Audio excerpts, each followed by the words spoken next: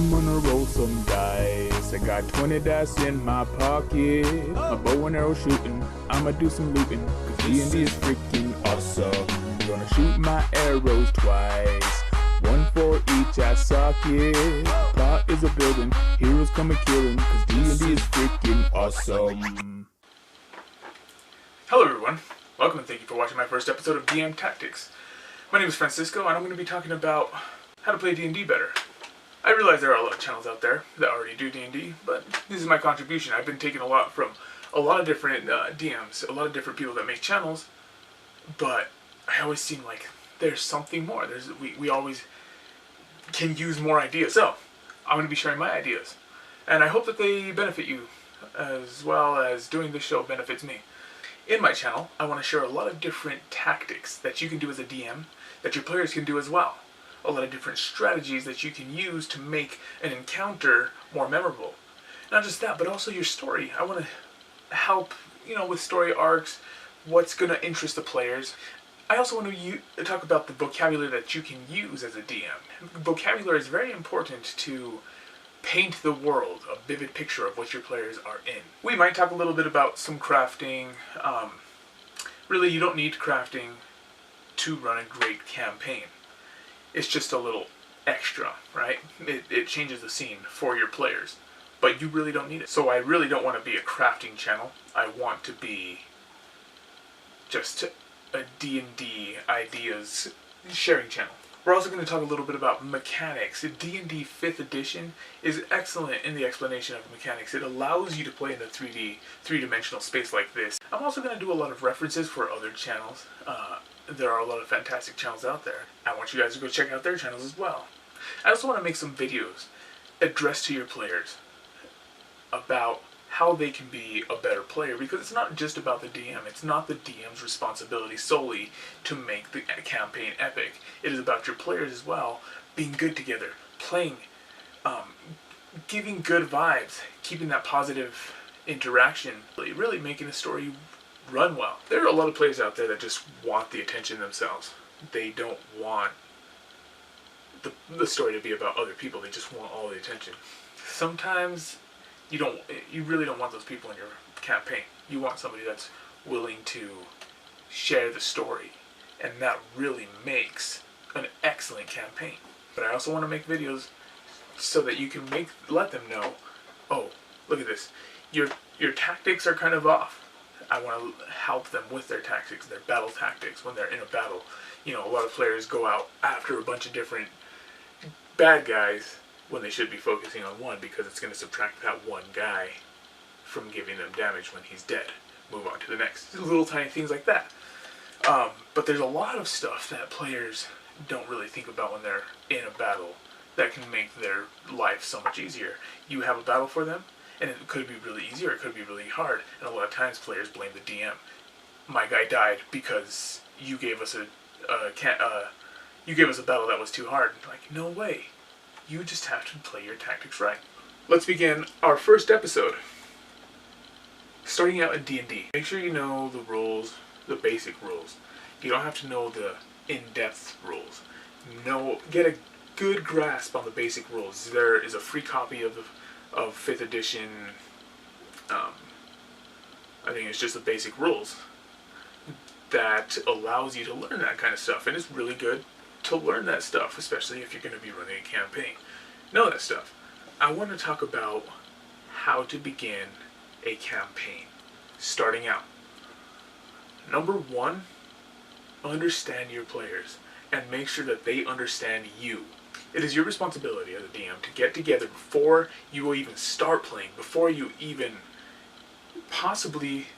even create their character, and either have a conversation with them one-on-one or as a group, preferably as a group, so that you can just get it out there, and hopefully everybody has their little opinion on what they expect from the campaign.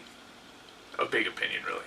Establish expectations before you even start playing. What kind of characters you expect them to make, with swords and daggers and bow and arrows, what D&D really is based on. And then somebody come around with a alien from another planet with a laser gun. Establish a basic understanding of what kind of setting that you're going to be running as a DM. Also ask them questions like what kind of campaign they want to run.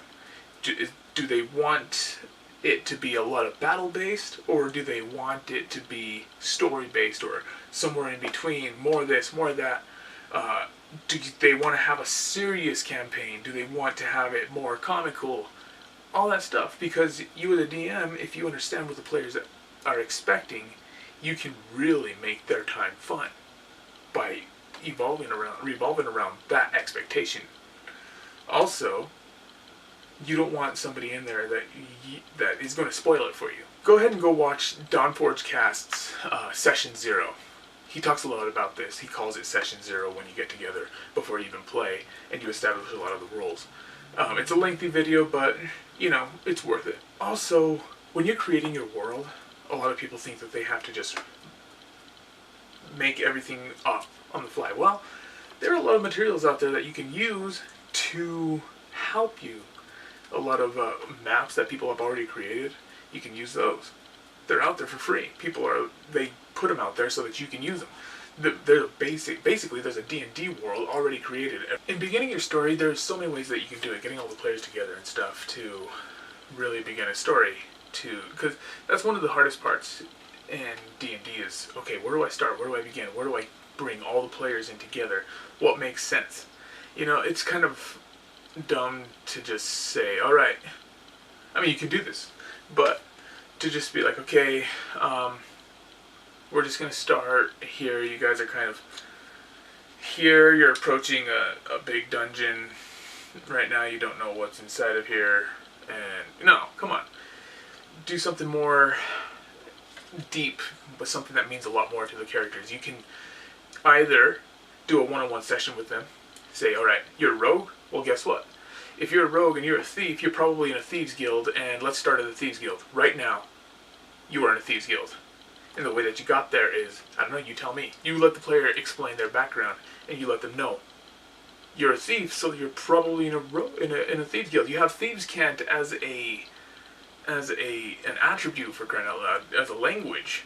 You better be in the thieves guild. You know, stuff like that. A paladin.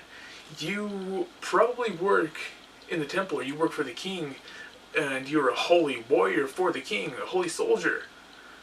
Let's start there. A ranger. A ranger, you're probably adept at being in the wild. You were raised by elves. You were raised by wolves, you know? And you have that background with them, and then you do a session with individual people, and then you take them to a certain area, and that's where you all gather together. And what's really cool about that is each of them are going to know stuff that the other doesn't know because of little hints that you gave them. That's one way to do it. Another way to do it is start an email and just kind of have everybody in that email, or you specifically to them, and say, hey, what's your background? What are the things that you as a person kind of hide? What are your little dark secrets?